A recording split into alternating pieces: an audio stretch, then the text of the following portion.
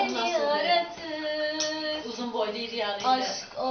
Benim bacımın da diye kendisi de kısa boylu da diye eşi de.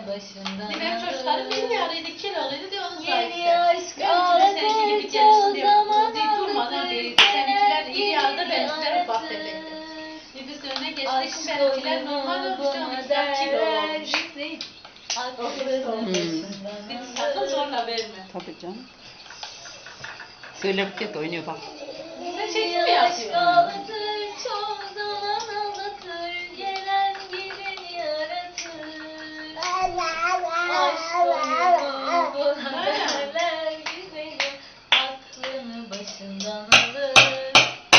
Oyna anneciğim, oyna, nay yap. Hadi.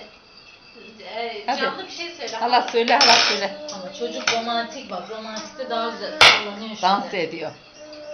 Aferin oğluma. Yoğurt koydum dolaba ellere vay.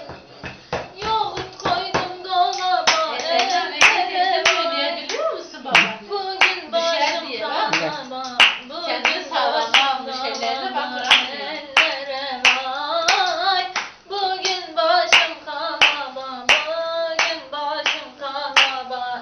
Ellere vay. Ellere kayıncanım, ellere vay. Ellere kayıncanım, ellere vay. Giymiş pembe şalvarı, sallanır saçakları, ellere vay. Giymiş pembe şalvarı, sallanır saçakları, ellere vay. Yoğurdun üstü kaymak ellere vay. Yoğurdun üstü kaymak ellere vay. Olur mu yana doymak? Olur mu sana doymak ellere vay. Olur mu yare doymak? Olur mu yare doymak ellere vay. Yare doydum diyeni ellere vay. Yare doydum diyeni ellere vay. Caizdir boynun vurmak, caizdir boynun vurmak ellere vay. Caizdir boynun vurmak, caizdir boynun vurmak ellere vay.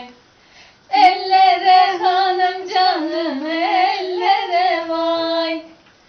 Ellere hanım canım, ellere vay. Sen de git oyna halanın yanına bak kesin yapıyorum. Pembe şalvarı, Efendim? sallanır saçakları, Gelelim mi? ellere Tamam. vay. Giymiş Hasan Bey, pembe şalvarı, sen çocuklar da çırtıklar işiyordur Hasan Bey. He? ellere Bu sen çocuklar kime çıkmış? vay. Baksana nasıl çırtık atıyorlar.